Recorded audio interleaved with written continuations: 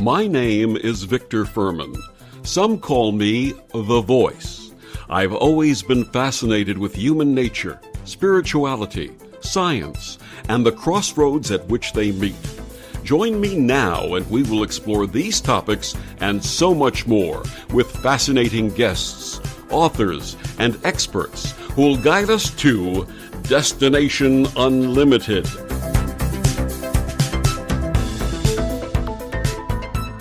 In the 60s, I remember the popular expression, "You are what you eat." It turns out the origin of this observation dates back to 1826 France and John Anthelme Brillat-Savarin. In his 7-volume work, The Physiology of Taste, he wrote, "Tell me what you eat, and I will tell you what you are." His attribution of diet to mental, emotional, and physical health was as an astute observation then as it is today. How does what we eat and how we eat affect us? And can study of our dietary habits provide ways to restore health, happiness, and well-being? My guest this evening on Destination Unlimited, Tammy Westney, says you can achieve better living with the right nutrition. Tammy Westney has a Master of Science degree in Nutrition and Integrative Health. She's the owner of Coffee Owl Nutrition, located in Bucks County, Pennsylvania.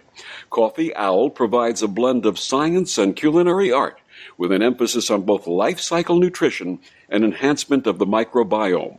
She works as a culinary nutritionist, teaching healthy cooking classes on numerous topics. She sees individual clients for a range of health issues, from digestive problems and autoimmune disorders to weight loss. She's also worked as a clinical nutritionist for Meals on Wheels and at the Holistic Healing Center, providing assessments, interventions, and hope to the people that she serves. She's the author of 4 books, including Food is Foundational, a workbook to identify your nutritional needs, and Food is Foundational, a nutritionist's guide to seasonal eating. Her website is coffeeowlnutrition.blogspot.com, and she joins me this evening to talk all things nutrition. Please welcome to Destination Unlimited, Tammy Westney. Good evening, Tammy. Good evening, Victor. Thank you so much for inviting me on your show. And thank you so much for joining us, because I think your subject matter, your expertise and your topic is so important for so many of our listeners. So starting with your bio, I was reading your bio, and you've always worked to help others, but nutrition was not your original path. What was your original calling? Oh, gosh, I worked in the nonprofit sector for over 20 years. I started off as a domestic violence counselor out of college, and then I went on to run a homeless shelter and then a statewide agency for grieving children. And finally, I ran a therapeutic horseback riding agency for children with disabilities. And for me, the common denominator in each of those, besides working with disenfranchised and vulnerable populations, I saw people who didn't eat well. I saw people who maybe they didn't have access to good food, or maybe they were stressed and making poor choices. But for whatever reason, I just saw it over and over again, people and the effects of the food they ate on their overall health. And how did this stimulate your interest in working in the science of nutrition? Well, by the time I ran the last agency, the therapeutic horseback riding agency, I was doing mostly administrative work. And I thought back to the days when I used to sit with people one-on-one, and even though it was harrowing work as a domestic violence counselor, I was able to have the opportunity to have a real impact on people's lives.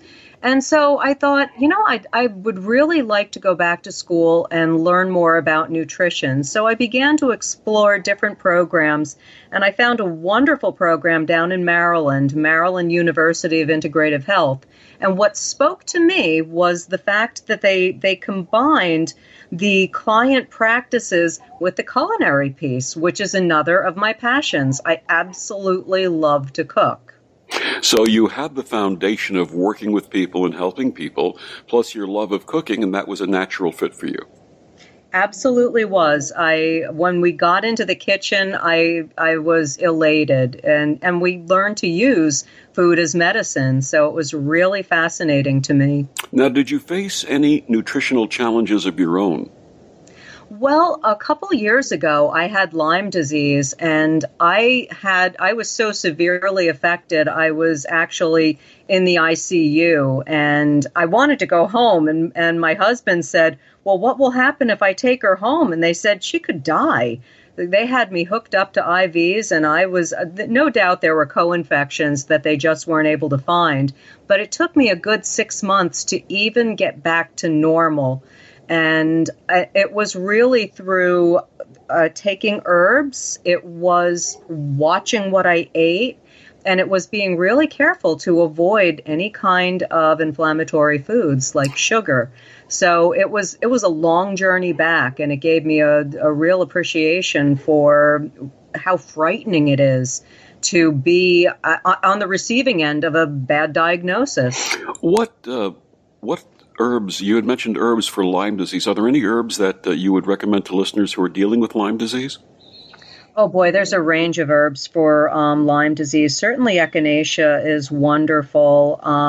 Garlic, oddly enough, garlic is, if you can get that into all your food every day, that's a wonderful anti-inflammatory, antibacterial, antimicrobial. Coconut oil. There are, oh boy, off the top of my head, I couldn't name all the different herbs, but there are a lot of herbs. And there is a book, looking on my shelf right now, Herbal Antibiotics by Buhner. Hang on a second, I'm going to stand up and look. Yeah, Buhner, Burner. He's a brilliant herbalist, and he also has a book on Lyme disease.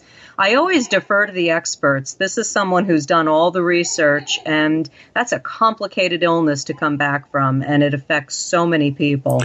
Now, I remember a friend who needed to use garlic and had some challenges with garlic in food, but found a way of submerging garlic in honey and letting it sit for a day or 2 days, and then was able to ingest the garlic with the honey. Is that something you would recommend?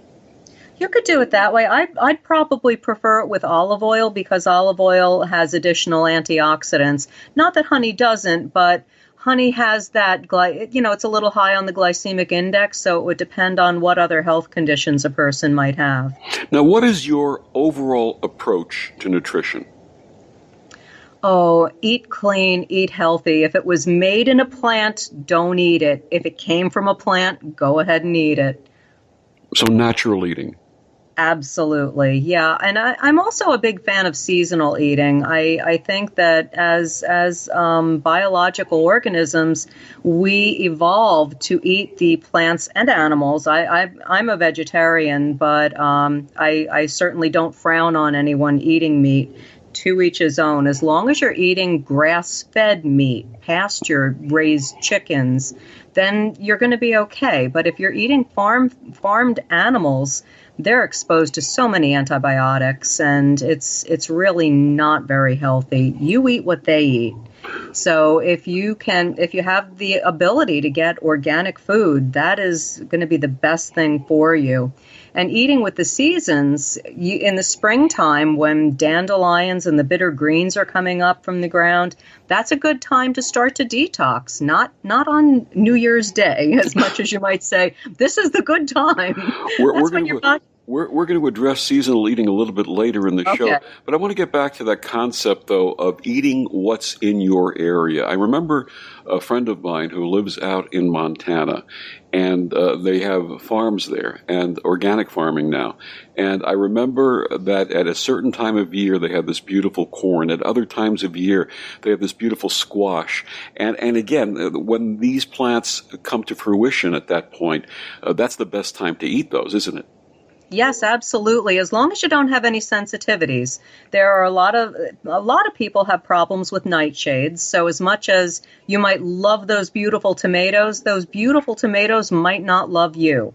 So and people don't always realize that they have food sensitivities. So removing something from your diet for a little while can give you some indication whether you're able to eat that or not. Let's talk more about nightshades for a minute. Explain what they are and tell us what the names of the different nightshades.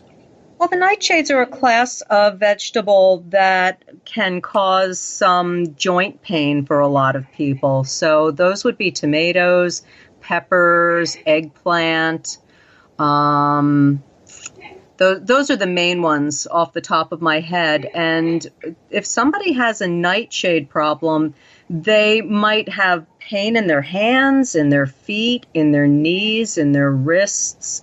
And it would definitely be worse after eating that food. So if those are foods that you only eat in the summertime, and every time summer comes around, you notice, boy, I have a hard time getting up out of bed in the morning and my back really hurts. Might be the nightshades. And are plums considered nightshades because they're related to tomato? I have never read that. I don't believe so. Okay. All right. Something for us to research. My guest this evening on Destination Unlimited is Tammy Westney. We're talking about food and all things nutritional, and we'll be back with more of Tammy after these words on the OMTimes radio network. OMTimes Magazine is one of the leading online content providers of positivity, wellness, and personal empowerment. A philanthropic organization, their net proceeds are funneled to support worldwide charity initiatives via Humanity Healing International. Through their commitment to creating community and providing conscious content, they aspire to uplift humanity on a global scale. OMTimes, co-creating a more conscious lifestyle. In the wake of a disaster, what one thing can you send that will help people the most? A blanket, a tent, a sandbag, a doctor. Actually, if you send a monetary donation, you send all these things. Even a small donation can make a big impact and can quickly become exactly what people affected by disaster need most. In the wake of a hurricane, your monetary donation can make a huge difference to those in need. To donate, visit supporthurricanerelief.org. That's supporthurricanerelief.org. Brought to you by the Ad Council. Tune in to The Practical Intuitive, Mind, Body, Spirit for the Real World with me, host Robin Fritz, Mondays at 2 p.m. Pacific, 5 Eastern. I'll cover personal and business intuition, animal communication, mediumship, space clearing, past life regression, shamanic insights, energy healing, soul choice, and more, all to help you tap your own intuitive and healing skills. No ifs, ands, or buts. Adopt US Kids presents Multiple Choice Parenting. Your daughter just had her first breakup. Do you A, put yourself in her shoes? How could he do this to you? And for Sheila, she has split ends. B, console her. Oh, sweetie, this is going to happen a lot. 4, maybe 5 more times before you get married. C, take charge. Got to get this all straightened out. Give a little talking to, man to man, mano a mano. Hey, Steve! Is now a good time?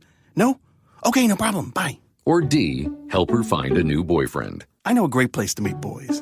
The internet. Nice, single boys. Never mind. How about some ice cream? As a parent, there are no perfect answers. But you don't have to be perfect to be a perfect parent. Thousands of teens in foster care will love you just the same. For more information on how you can adopt, visit adoptuskids.org. A public service announcement from the U.S. Department of Health and Human Services, Adopt U.S. Kids, and the Ad Council. Hamilton was adopted from a rescue in 2008.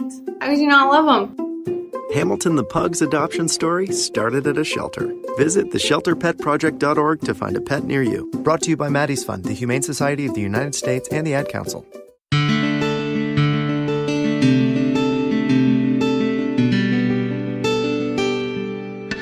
Back on Destination Unlimited, my guest this evening is Tammy Westney. She's the owner of Coffee Owl Nutrition, and she is a clinical nutritionist, and she knows how to work with food and work with people. So, Tammy, getting back to what we were talking about before, what are the type of clients that you work with? Oh, I work with all kinds of people. I work with people who might want to lose a couple pounds. I work with people who might be on the verge of developing diabetes. I work with people who have high cholesterol or hypertension. I work with people who have autoimmune diseases. So I work with a range of people. I also work with a range of ages. I work with children to the elderly. So it depends on where a person is and what's happening in their life. And I meet them where they are. And I am extremely compassionate. I give them all the credit in the world for having the courage to come and look for some help. Now, do doctors refer their clients to you? Yeah, occasionally. Okay, so doctors do recognize nutrition as part of the overall health picture. I think things are changing, and they are beginning to recognize that nutrition is a very important part of healthcare. Now, is nutrition something that can be generally applied, or does each client require a special approach? Well, I think that's a combination. I think that generally speaking, anybody can clean up their diet. Anybody can try something new. But then there are people who need to do something specific. So if somebody comes to see me and they have a terrible rash, I might think, okay, that could be histamines, or it could be there's a new school of thought that looks at lectins in food, and that's a very interesting new field. It's not necessarily a field, but there's a book that was written called The Plant Paradox. I would recommend it to anybody. These lectins can be very problematic as well. What are lectins, and what foods do you find them in? Lectins are in a vast amount of foods. They are in the nightshades. They are also in cashews, of all things. So they're in a lot of beans. And what they are, lectins are a protective coating that's in a lot of, like, it surrounds a bean. So if you were to pressure cook a bean, you'd kill the lectins. But if you ate that bean right out of the can, or you had just cooked it and not pressure cooked it, the lectins would still be active. So the lectins for the plant, they will actually paralyze insects that try to eat them. So this is one of the problems with the nightshades. The insect goes, it eats the tomato skin, and it's not going to eat that tomato again because it will paralyze the insect or make the insect very ill. And it does the same thing to people. So if somebody has some pretty severe problems with lectins, they can remove them from their diet and they can see a lot of healing, whether it's their skin, whether it's very often these things happen in the digestive tract. So somebody can develop leaky gut for any number of reasons, and lectins will not allow that leaky gut to heal. So you might put yourself on a gluten-free diet and say, okay, that's it. This is going to take care of my leaky gut. And the lectins are not going to let that happen. Interesting that nature provides these plants and beans with the protective coating to keep the insects away or to fend off the insects, and yet people ingest these and can also have issues with them. Yeah, absolutely. What are some of the symptoms beside the leaky gut that the lectins can cause? Because this is new to me. Oh, yeah, it's very interesting. So some other symptoms might be brain fog. It might be aching joints, very much like what the nightshades can do. Could be, well, in terms of the leaky gut can also be implicated in autoimmune diseases. So you might have someone come in with Hashimoto's, and removing lectins from the diet can perhaps help them. You're not ever going to get better, but it might decrease the symptoms that they've had. The same thing with somebody who has lupus. Autoimmune diseases are really on the rise, and there are just so many different theories. And I figure it's worth a try to, if you've read something that speaks to you and it seems logical, give it a try. I have tried every diet that I recommend to somebody, because when I sit with someone, I want to be able to say to them, this is really hard to do, and this is how you can do it. And this is where you can find recipes, or this is where you can go shopping to get foods that'll make you successful. And sometimes it's an easy diet, and I can say that too. We recommend on many of these shows that people get a diary or keep a log of the various things they try in their personal lives, their spiritual lives, whatever it might be that they're pursuing.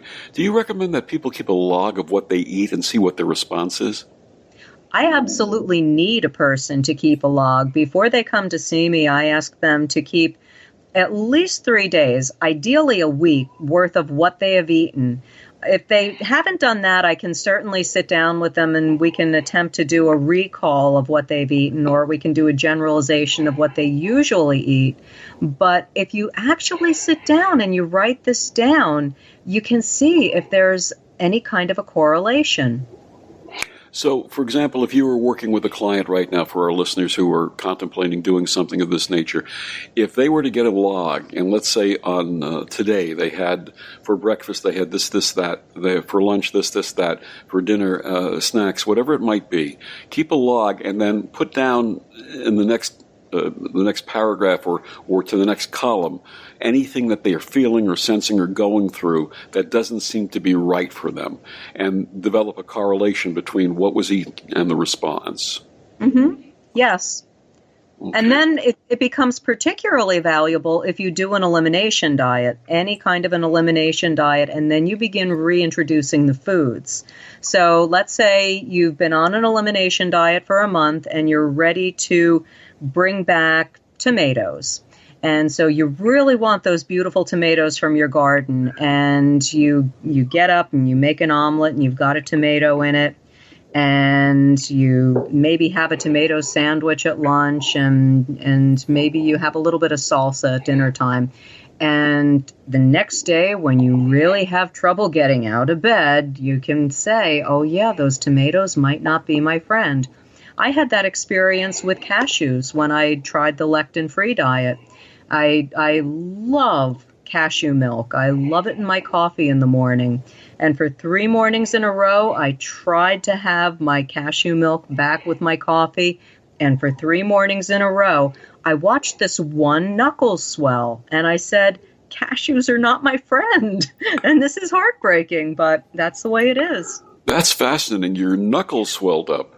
Yeah, just this one knuckle. This is my canary in the coal mine knuckle. Whenever, if I was to eat tomatoes, I could eat 1, maybe 2. If I went on some kind of a tomato bender, that knuckle would turn quite red and be painful. This is not funny, but this is so coincidental, or maybe not coincidental, maybe synchronistic. I happen to have a knuckle on my left hand that from time to time swells and gets itchy, and I've never correlated that with something that I've eaten. I've always thought perhaps I got a mosquito bite or something, and it's only the one knuckle. So that must be my indicator, and I should see the next time I have that experience what I've eaten in the last 24 hours or so, and see if discontinues the knuckle swelling. Yeah, because for some people it might be a rash. For some people it might be digestive bloating. It might be constipation or diarrhea. Everybody's got their symptom. And whatever that symptom is, pay attention to it. It could be a headache, could be insomnia, and it could be related to your food. You don't know if you don't take things out. And I always recommend, rather than trying to take out one food at a time, take it all out. Take it all out and then reintroduce it one food at a time. And you'll see right away what the problem foods are. Is there a length of time or a period of time that you need to allow the body to restore itself before you reintroduce the foods? In other words, if I discontinue eating tomatoes today, do I have to wait a number of days before I try them again? Well, you have to wait a number of weeks, actually. At the very least 2 weeks. I prefer people wait a month or 6 weeks because the body does take time to heal. And if you do have leaky gut, it's going to take a lot longer.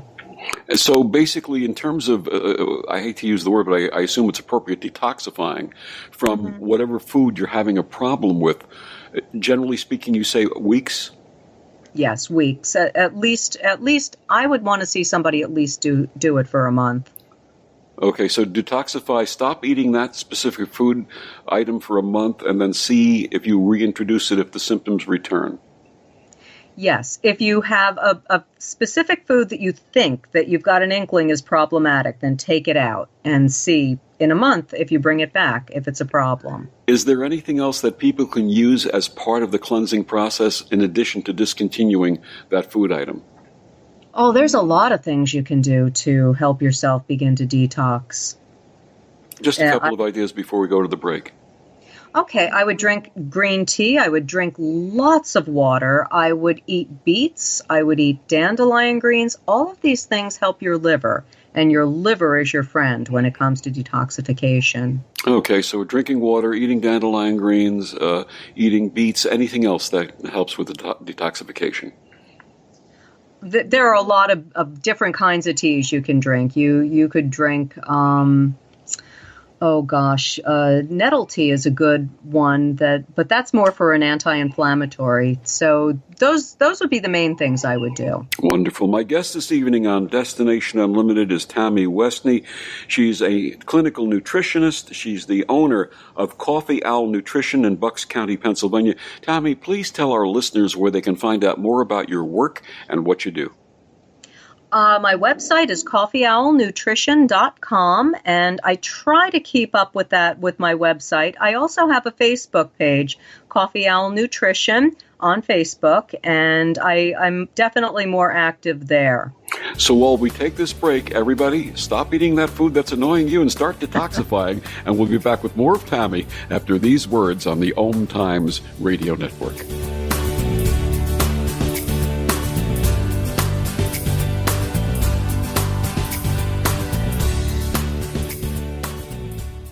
You're listening to OTR-FM, part of the IOM Radio Network. Humanity Healing International is a small nonprofit with a big dream. Since 2007, HHI has been working tirelessly to bring help to communities with little or no hope. Our projects are not broad mandates, nor are they overnight solutions, but they bring the reassurance that no one is alone and that someone cares. To learn more, please visit humanityhealing.org. Humanity Healing is where your heart is.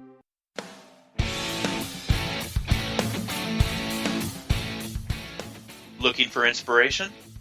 Want to be inspired? Not sure where to go? Find Mark and Kim every Wednesdays at 3 p.m. Eastern on Inspired Living. Topics will elevate consciousness and range from metaphysics to the human and social experience and all things spiritual. Welcome to an inspired community that offers support, encouragement, and new ways of thinking. You are the inspired and the inspiration. I'm voting in the midterm elections because my constitutional right, because my ancestors died. And to make it better for my children. The women before me fought. So we can remain free. Helping your community out. Midterm election. I know every vote makes a difference. My opinion matters. I vote. I vote. I vote in the midterm elections. Register now on IamAvoter.com. And don't forget to vote Tuesday, November 6th. Brought to you by I Am a Voter and the Ad Council. 180 over 111, and I had a stroke. 145 over 92, and then I had a heart attack. 150 over 90, and I had a stroke. This is what high blood pressure sounds like. You might not feel its symptoms, but the results from a heart attack or stroke are far from silent. Get back on your treatment plan or talk with your doctor to create a plan that works for you. Go to loweryourhbp.org. Everything's changed. Brought to you by the American Heart Association, American Medical Association, and the Ad Council.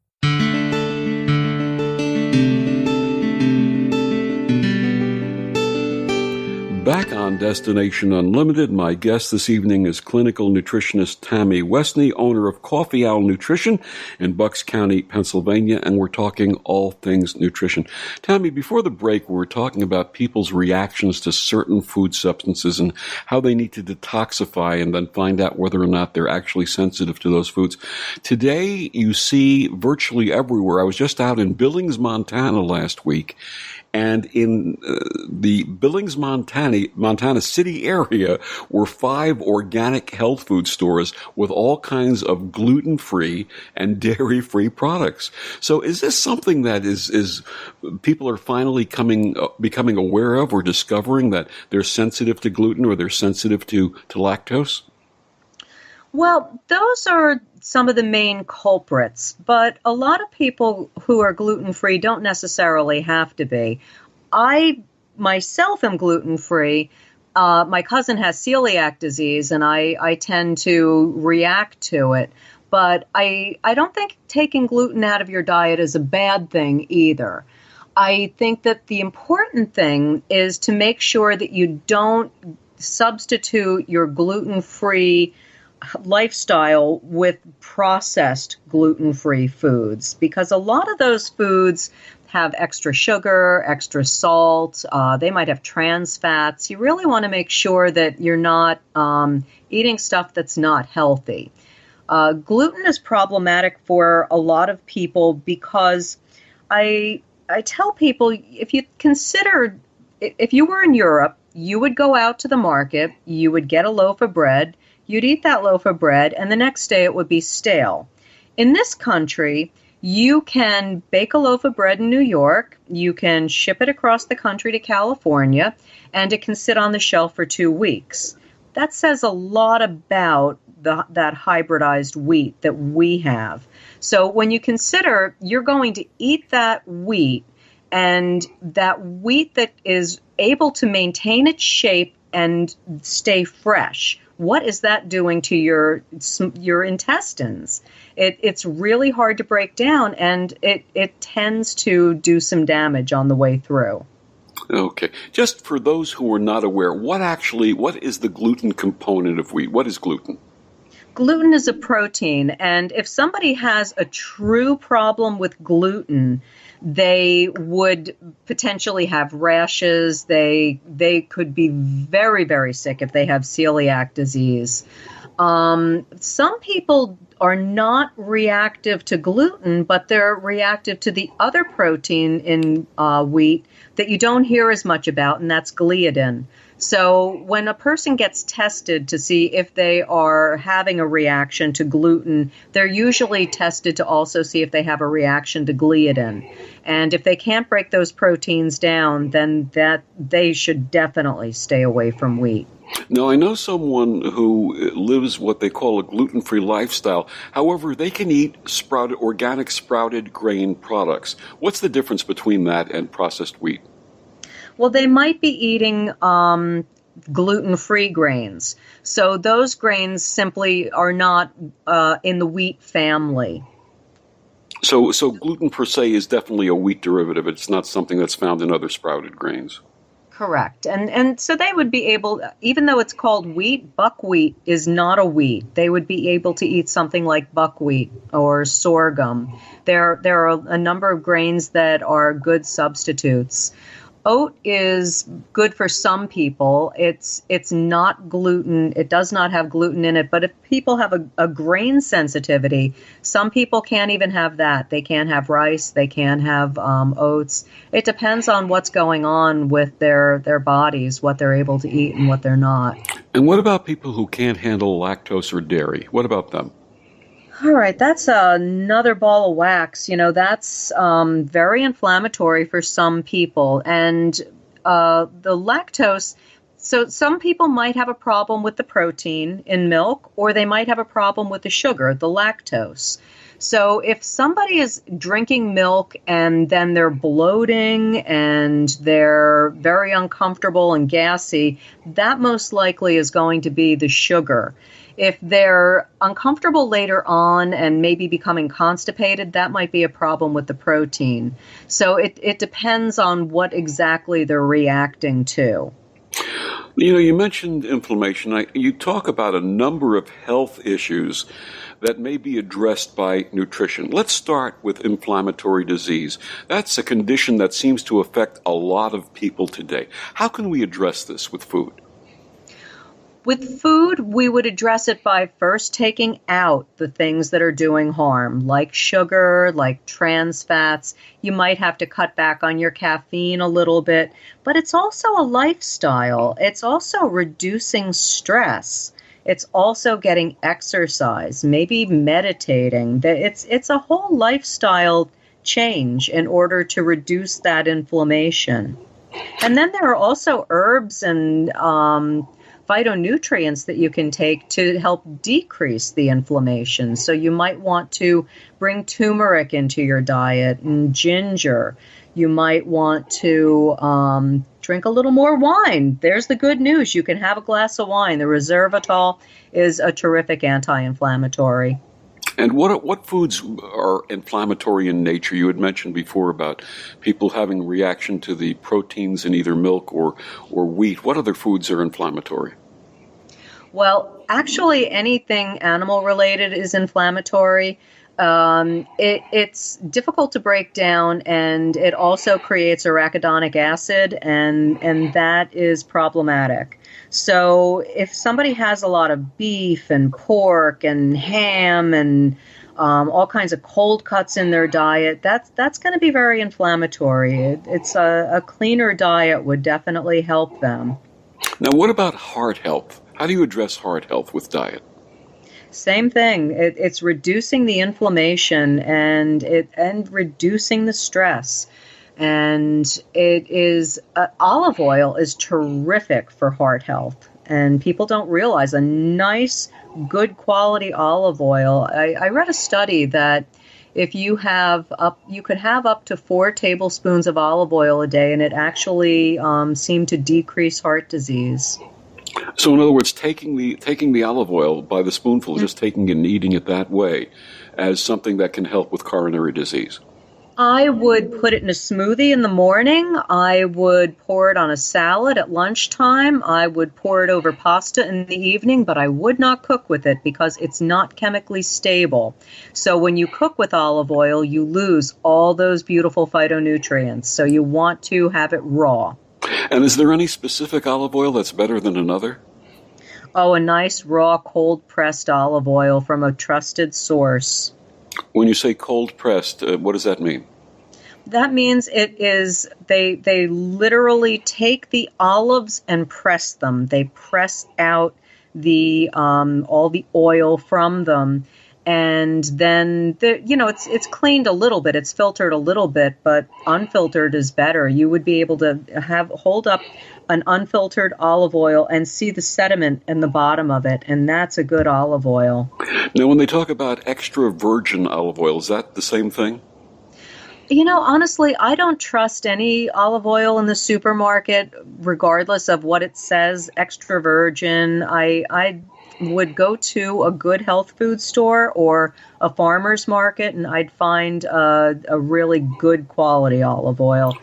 I would not be buying stuff from the shelf in the supermarket because there have been a lot of pieces in the news about these companies adding additional oils to olive oil, and it's not actually all olive oil. So I'm a little suspicious of it. Now, in terms of heart health also, what about controlling cholesterol naturally? Well, there too, there are herbs that you can take, and berberine is a very good herb for lowering cholesterol. And again, the trans fats and sugar. Surprisingly, sugar is problematic in terms of its effect on triglycerides as well as cholesterol. And what about in terms of sugar and glucose response or glycemic response in general? Oh, sugar is probably the one food I would banish from the planet if I could. It is just so bad for us. There's a refined sugar has no redeeming qualities. I mean, oh yeah, sure, it makes a delicious sugar cookie, but it's not doing you any favors. So I would want to see sugar not a part of anybody's diet. I like one of my recent finds is monk fruit. Monk fruit is recognized by the body as an herb. and it's like a 0 on the glycemic index, and it tastes good. It doesn't have that bitter taste that stevia does, and it works well in baked goods. I baked a beautiful apple cake that I brought to see some girlfriends yesterday, and they could not believe, A, it was gluten-free, and B, it had no sugar in it, and it tasted really good. What about agave, raw agave? I'm not as big a fan of raw agave. It does have an impact on the glycemic index, so I would not use. If I was going to go for a natural sweetener, I'd probably take honey over agave, and not a lot of it. Now, is there a nutritional approach to fending off migraine headaches? Oh yeah, there's foods to avoid. There are foods to include. There are stressors to avoid. Yeah, migraines are problematic for a lot of people. Any foods in particular that you can mention that trigger migraines? Histamines. Histamines are problematic for, you might think of histamines when you think of seasonal allergies or rashes, but histamines can also trigger migraines for those same reason, that irritation can set off a migraine. And what would generate those histamines? Histamines can be found in foods that have sat too long, like leftovers. Histamines are in fermented foods, unfortunately, because I would want everyone to have fermented foods in their diet, but not if they have a sensitivity to them, to the histamines. I know a lot of people say chocolate is an offender. It is, and so can wine be an offender. My guest this evening on Destination Unlimited is Tammy Westney, nutritionist, specialist in foods and health, and we'll be back with more of Tammy after these words on the OMTimes radio network. Change and growth are part of natural life, and also part of your spiritual life. Everyone needs support and guidance, especially during life passages. Upgrade yourself with the OMTimes Experts program. With OMTimes Experts, you have access to the best intuitive coaches, spiritual teachers, counselors, astrologists, and oracles. Our team was carefully selected so you can trust. Find out more at experts.omtimes.com. Ascending Hearts is no ordinary dating site, but a spiritual dating site with a purpose, to link you with your soulmate. We engineer the serendipity so you can trust that you will attune with someone that has the same matching vibration as you. Ascending Hearts, the conscious dating site for the spiritually aware. Try Ascending Hearts for free. AscendingHearts.com. Hello, I'm Sandy Sedgbeer, host of OMTimes Magazine's flagship radio show, What is Going On? My passion is sifting through information, research, and innovations from new thought teachers, speakers, and researchers pushing back the boundaries of what we know about life, energy, metaphysics, and the universe.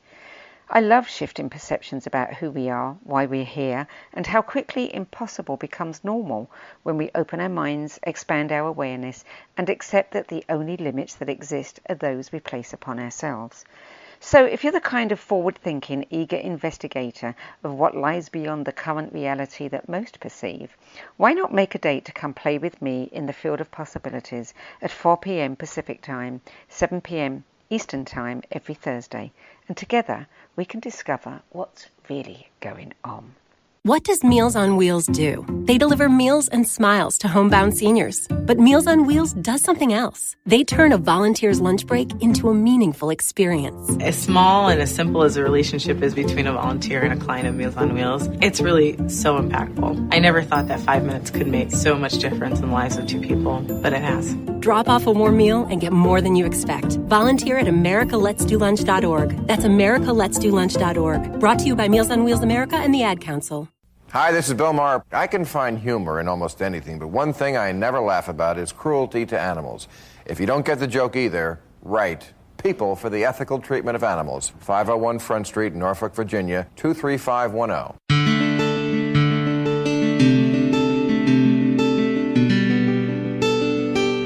Back on Destination Unlimited, my guest is clinical nutritionist Tammy Westney. She's the owner of Coffee Owl Nutrition in Bucks County, PA. Speaking of coffee, you had talked about coffee before. You know, coffee has been something that's been kicked around for a long, long time. And then a few years ago, they said, yes, drink coffee. It actually has anti-carcinogenic properties. And then somebody says, nah, don't drink so much coffee. And now it's like 1 or 2 cups a day is good. What's the truth about coffee? Oh, I love coffee. That's why it's Coffee Owl Nutrition. But what's the truth about it nutritionally in terms of the way it affects the body and possibly prevents disease? Well, coffee actually does have some beneficial phytonutrients. It can be very good for you if it's done in moderation and it's organic. So it can dilate the blood vessels. So if you, going back to the migraines, if you were getting a migraine, you might be able to drink a cup of coffee and head that migraine off. So yes on coffee for now. Organic coffee. Okay, There we go. Yes on organic coffee. Now, I turned 65 in January, and I'm happy to say that my memory is as good today as it was when I was 17, knock on wood. Who's there? That's just a joke. Obviously, I'm kidding. But all kidding aside, is there a way that those of us who are beginning our golden years can use nutrition to retain and improve our memories? Oh, sure. Again, avoid the sugar. And, you know, there are a lot of interesting studies out these days about higher fat diets and cognition. And I don't know if you've heard of the book, The End of Alzheimer's. Yes. So that is the premise behind that book, that if you increase your fats, decrease, you're way, way low on the carbohydrates and pretty low on the protein as well, that it's going to enhance your cognitive function. And I've actually seen it help people. It's difficult to do, though, because when you get into ketosis, the body is burning ketones instead of glucose for fuel. When your body burns glucose for fuel, it throws off free radicals. When it burns ketones, it is a cleaner burning fuel. Think about driving behind a diesel truck that's got fumes coming out of it versus putting high test in your hybrid car. It's a cleaner fuel. So it is the high-fat diet is very neuroprotective, and it's good for somebody who may have had a traumatic brain injury, somebody who might be in a state of cognitive decline. It seems to be helping people. And what are the healthy fats that people can employ? You don't want to have too many animal fats. You want to have more plant fats. So that would be, back to your friend, the olive oil and coconut oil. You would want to have avocados and nuts like macadamia nuts are high in fats. You could, lots and lots of veggies. I can't say enough about green veggies. They are good for everybody. And leafy greens, they just help keep your body running smooth. They help to remove toxins on the way out. They're a good friend to us as well. So that big leafy green salad with lots of really good organic oil, olive oil in there, and other things of that nature, and the macadamia nuts, that make a delicious salad, and that'll help to restore or retain memory. Yes. Wonderful. Now, we often hear the expression seasonal affective disorder.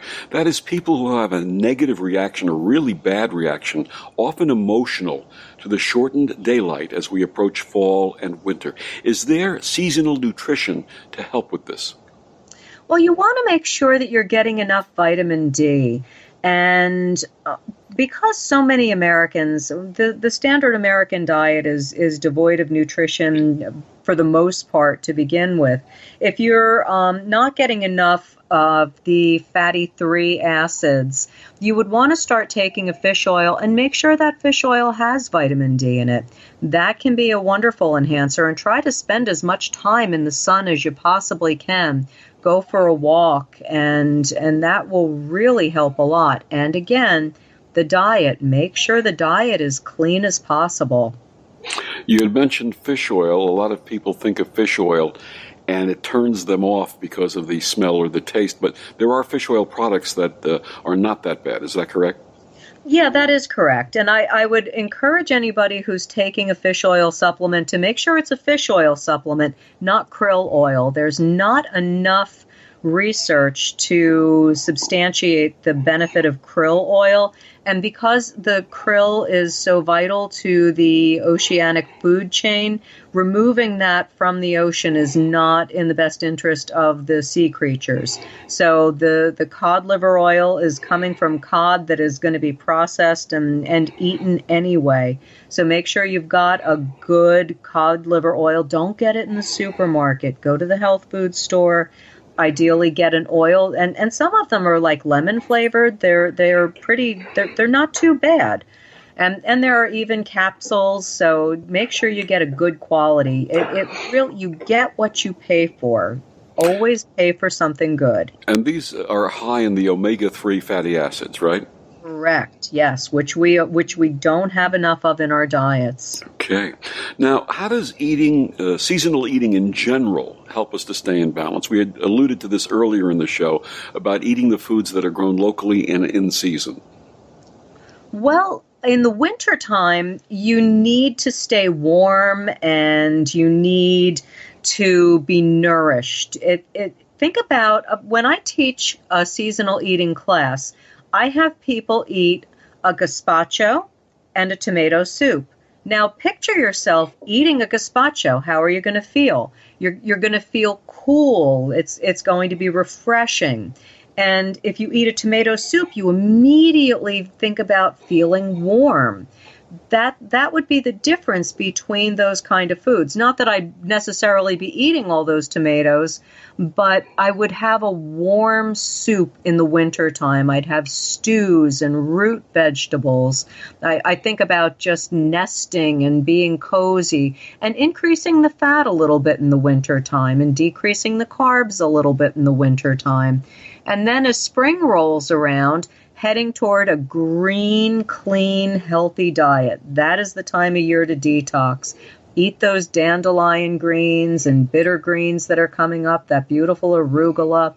And as you head into summer, you need to be eating more hydrating fruits and vegetables and foods. So this would be a time when you wouldn't be eating root vegetables and stew. Instead, you'd be eating salads. And this is the time of year when you would be eating fruit. I don't eat a lot of fruit in the winter time. You just really want to focus on when is this in season. I mean, when I was a child, all winter long, I was waiting for that watermelon to come out and that corn and all those delicious summer fruits and vegetables. Now you can get them year round, and they really don't necessarily taste that good.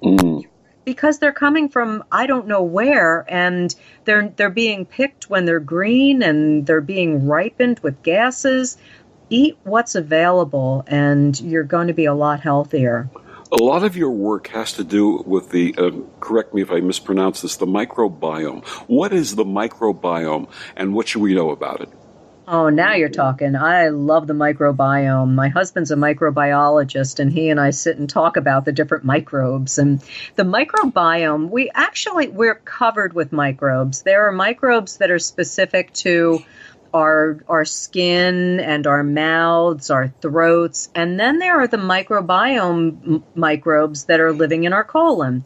And so when everything's working perfectly and you've eaten a potato or something and it's getting digested and it's moving toward your small intestine's going to absorb all the nutrients that it needs, and whatever's left over goes into your colon, and your microbes are going to eat all that up, and they're going to create short chain fatty acids and vitamins, and they're just going to do you all kinds of favors. That's the optimal microbiome. If you've taken a course of antibiotics and you've got some dysbiosis, and let's say some candidas moved in, or you're being taken over by E. coli, you might be getting diarrhea, you're not going to be feeling as well. And worse, these pathogens excrete endotoxins. So they're sending all kinds of poisons out, and they communicate with your brain. So there's this vagus nerve, and it travels from your brain to your digestive tract.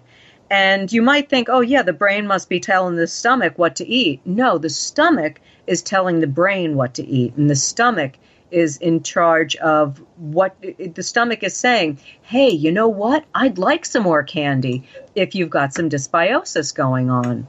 But if instead you've got that perfect balance, it's your stomach is looking forward to those beautiful leafy greens. And you also may have heard of following gut instincts. That is because of the enteric nervous system. The enteric nervous system and the central nervous system and the vagus nerve, they're all connected and they're all relating to each other. So if you have a strong reaction to something like, this does not seem right, listen to your instincts, because your gut is telling you something. A healthy biome, a healthy life. Absolutely. My guest on Destination Unlimited this evening, Tammy Westney, clinical nutritionist. She's the author of Food is Foundational, a workbook to identify your nutritional needs, and Food is Foundational, a nutritionist's guide to seasonal eating. Tammy, please tell our listeners where they can find out more about you and what you do. I am going to be speaking at the Vibrant Living Festival on September 22nd, and I'm actually speaking about the gut-brain axis. I teach at Easton Public Market, and I teach healthy cooking classes there once a month. And I can be found all over Bucks and Lehigh County, and you can find out more about where I'm going to be and what I'll be up to on my Facebook page, Coffee Owl Nutrition on Facebook, or on my website, coffeeowlnutrition.com. Tammy, thank you so much for joining us. Thank you for all of the service you've given to people in both parts of your career and what you do for people every day. It's so important. Thank you so much. Thank you so much. It's my privilege to help people. And thank you for joining us on Destination Unlimited. I'm Victor the Voice Furman. Have a wonderful week.